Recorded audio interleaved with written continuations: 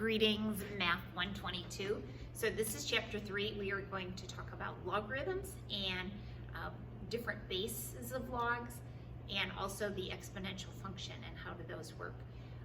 Quick note, at the end of this chapter, as there is at the end of every chapter in the book, there is a summary, and you may want to print this out. This is in your ebook if you want to print it out or make sure you have access to it.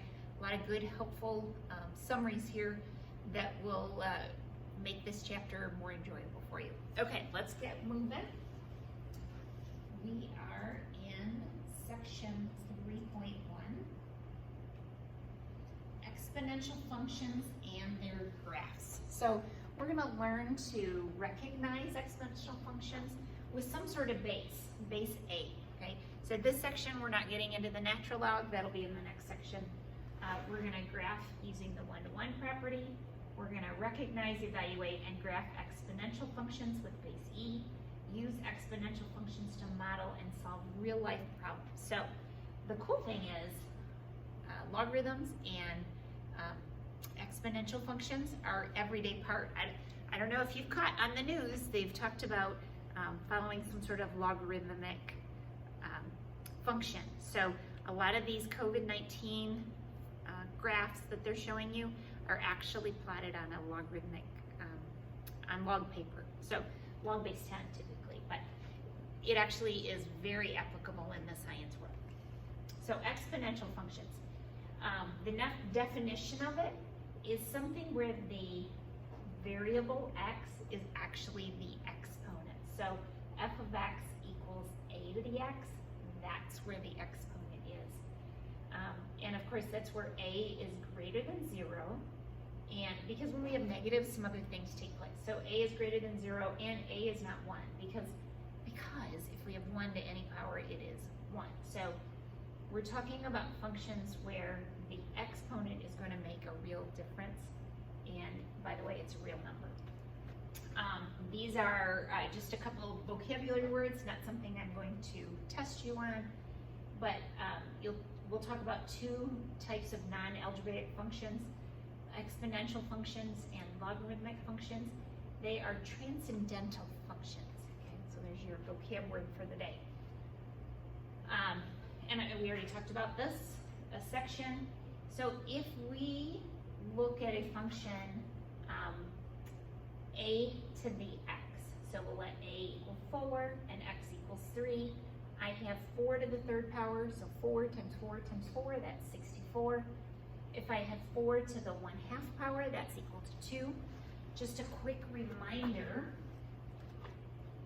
when I have fractional exponents, so x squared is the same, let me write that, just back up here. The square root of x is the same as x to the 1/2 power. If I had the third root of x to the 4th, that would be the same as x to the 4/3 power, okay? So remember how exponents and roots work.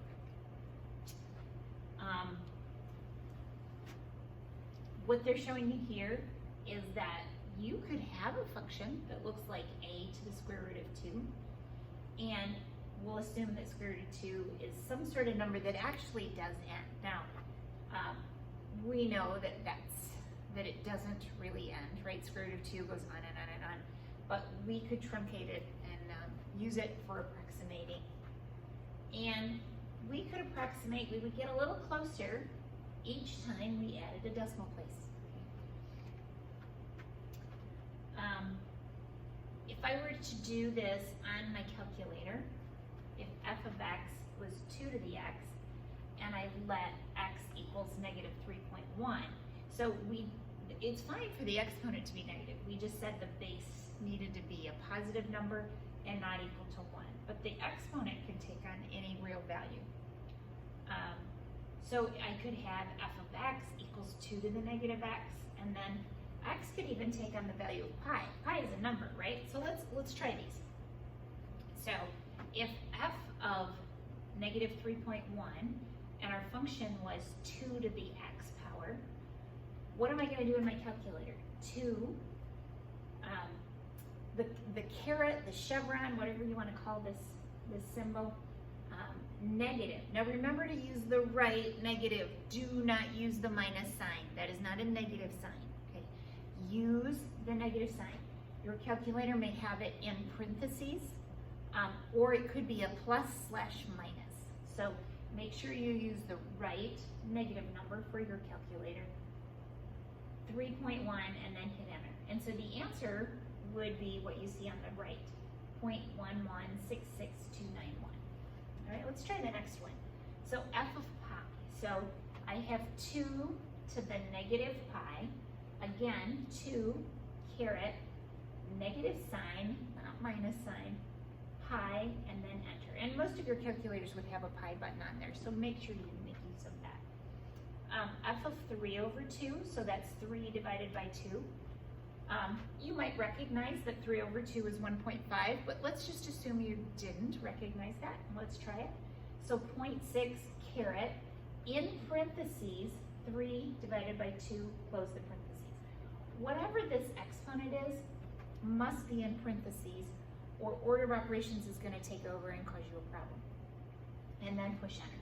Okay, so graphs of these exponential functions. So it's interesting to look at, we have 2 to the x and 4 to the x. So this is my base. Okay, the number 2 is a base, the number 4 is a base. As I look at, and we'll just substitute some numbers in for x. Again, x can take on negative values. It's just the base, we're saying it cannot. That's the constraint we're putting on this chapter. So I have my 4 to the x power. This graph takes off more quickly, okay?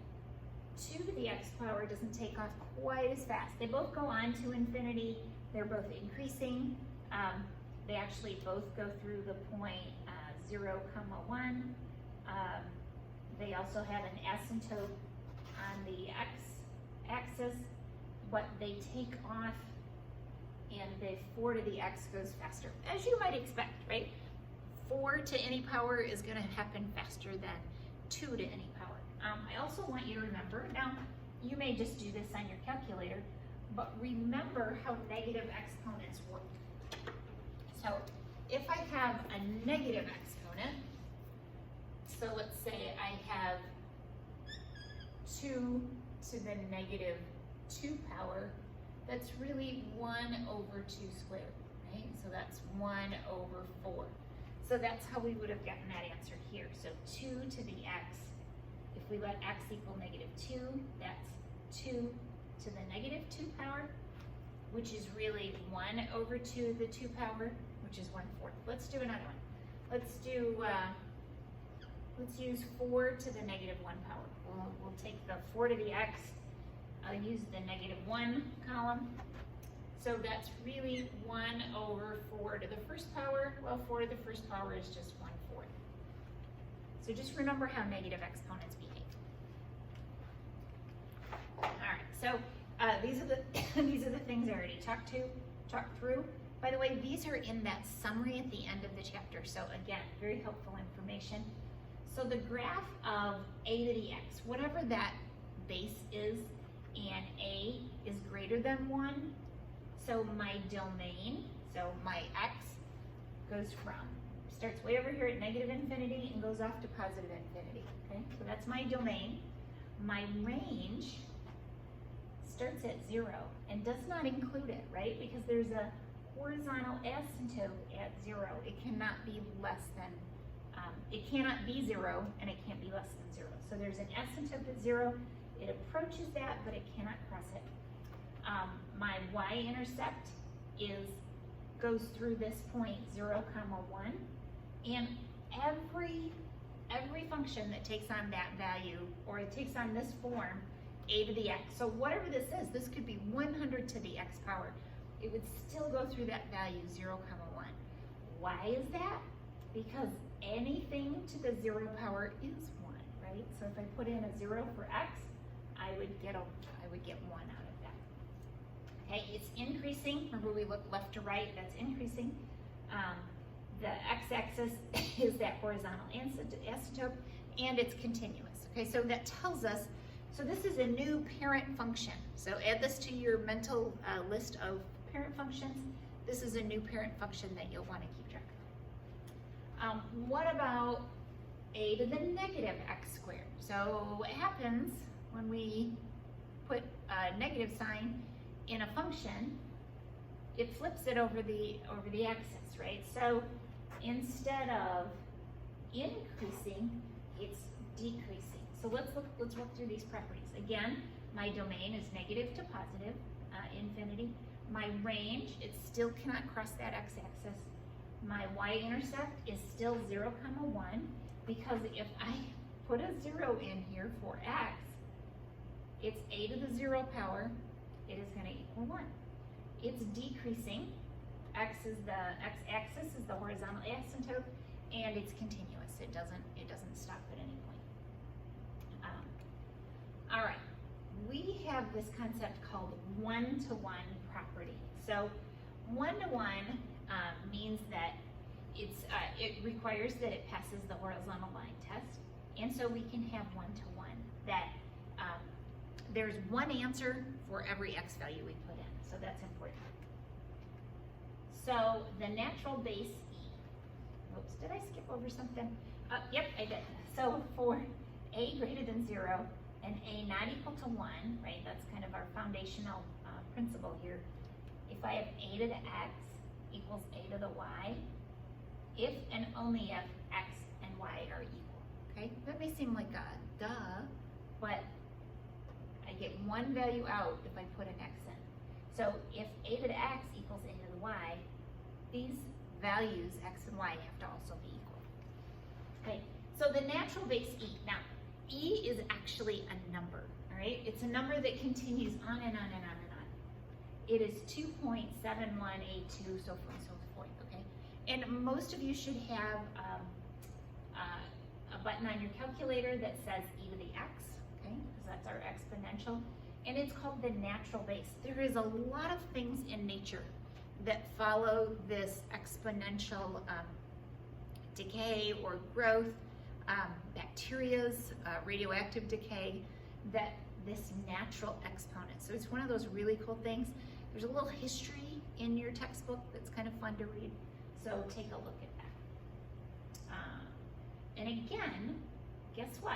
It follows, because e is simply a base, right? It's just a number. It follows that same system that we saw on the a to the x function. So sure enough, it goes through 0, 1. My domain is negative infinity to positive infinity. My range is 0, doesn't include 0, and positive infinity. It's increasing as we go to the right, and it's continuous. So it follows the same rules that we just learned. All right, so let's do a little calculator, pause and do a little calculator info. So f of negative 2, if my function is e to the x, so e to the x, again, get the right negative, 2, and hit enter, okay? So, and I would love for you to practice these things. So this is worthwhile to pull your calculator out and practice a little bit. So f of negative 1, e to the negative 1, I have e to the x, okay, that's the function button on my calculator. It may well be the second, okay? It may be that ln of x is the main button, and you may have to push the second and then get e to the x. So just pay attention to that. So f of 0.25, e to the x, 0.25, and hit enter. And same process. You guys are good at this. Okay, so financial equations are actually one of the main applications for exponential functions. There's something called continuously compounded. So compound interest is you're paying interest on interest. So I invest some money or borrow some money, either way. Let's say I invest money, and the bank pays me some interest. The next month, they're gonna pay interest on the principal plus the interest I earned the month before. Now that would be monthly compounding. What if they say they do it continuously? Then we are going to use the E, all right? So this formula here is compounded a certain number of times. If it were monthly, that N would be a 12. However, I might do something where it's continuously, and then I use, let's keep going. They're developing it. Let's jump to the formula.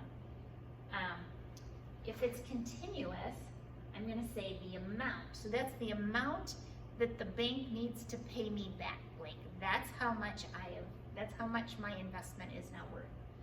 P for principal. E is that E on your calculator. R is the rate. So right now, some housing rates are at about 2 3/4%. So 2.75%. I would use 0.0275 because of course we do math with decimals, not with exponents. And then T is how many years. So maybe 15 years, maybe 30 years, whatever the proper interest. So the amount is equal to the principal, E to the, and again, put this in parentheses when you do your calculator work. So you will find some problems that have interest built into, or have financial kind of problems.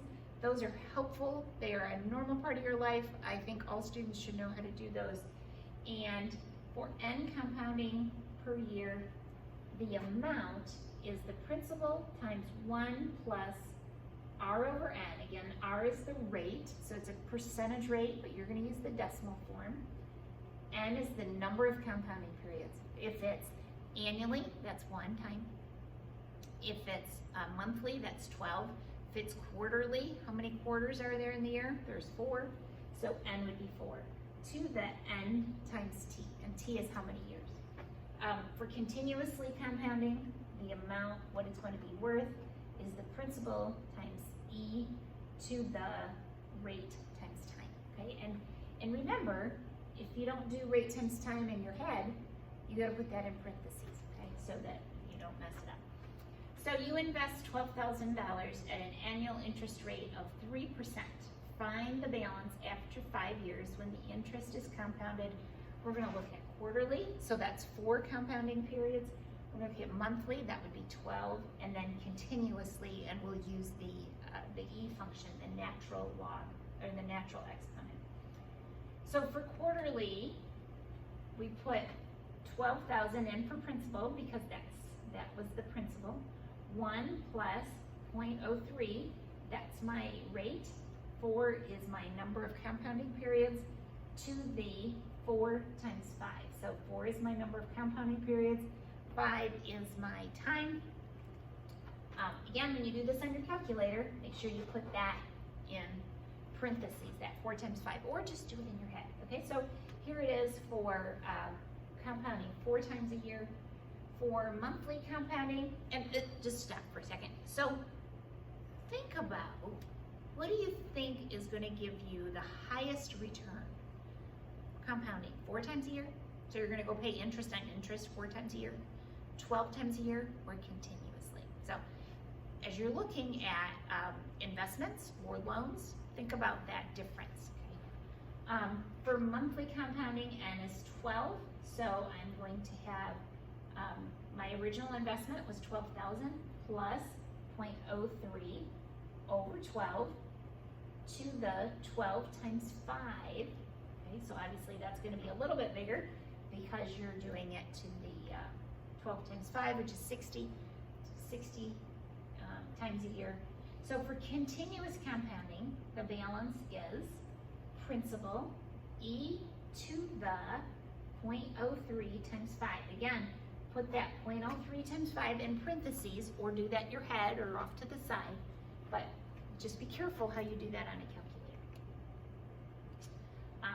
And that would yield, I don't know if you remember the other amounts, but that yields the highest amount. All right, that is the end of section 3.1.